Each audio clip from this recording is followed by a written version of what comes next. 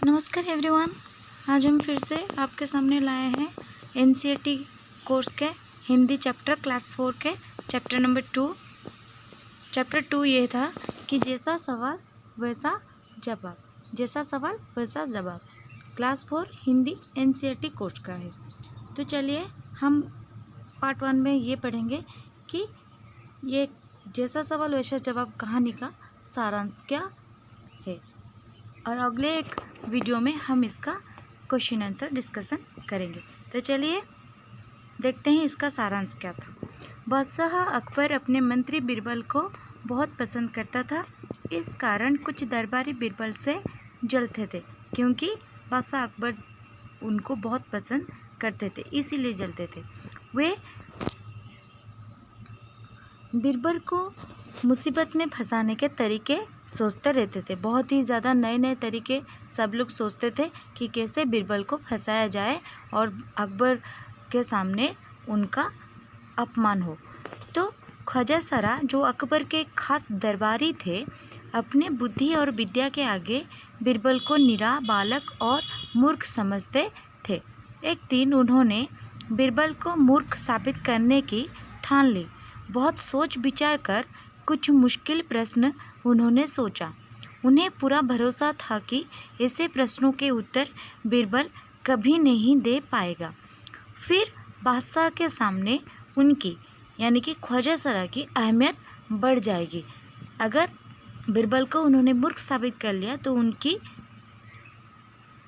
अहमियत बढ़ जाएगी। किसके सामने? बादशाह अकबर के सामने।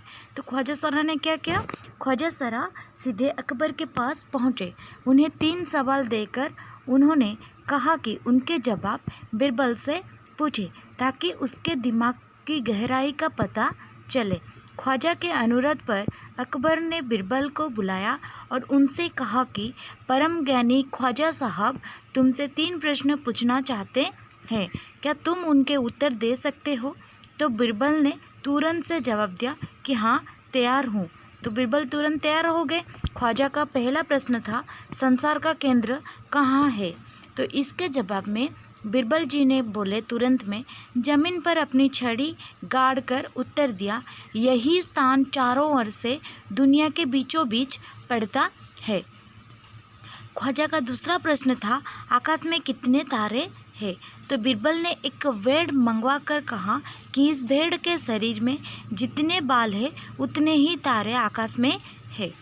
बीरबल ने ख्वाजा साहब को चुनौती देते हुए कहा कि अगर उन्हें इसमें कुछ संदेह दिखाई पड़ता है तो वे बालों को गिनकर तारों की संख्या से तुलना कर सकते हैं। इससे मुझे कोई दिक्कत नहीं है, लेकिन ये कोई भी नहीं कर सकता था, इसीलिए ख्वाजा साहब चुपचाप खड़े रहे।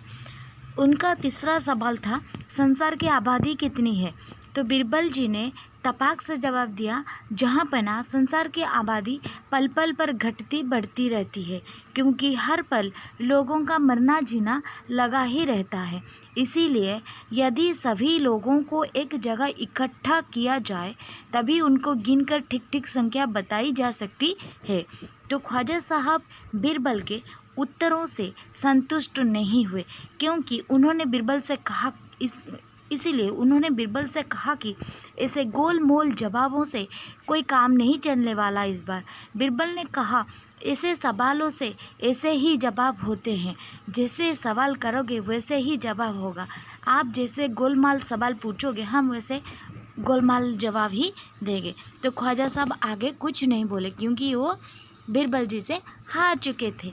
यही था आपके इस कहानी का सारांश। आप अगर कहानी पढ़ेंगे तो समझ आ जाएगी पूरी तरह। यहाँ पर कुछ इम्पोर्टेंट शब्दार्थ था जिसको मैं यहाँ पर आपके सामने लाई हूँ। तो देखिए, पहला, जलते थे यानी कि ईर्ष्या करते थे। मुसीबत यानी कि परेशानी और समस्या। तरीके यानी कि उपाय। अभिमान यानी कि घमंड होना। तुति बोलती थी, शासन चलता था। छक्के छूटना, हिम्मत हार जाना।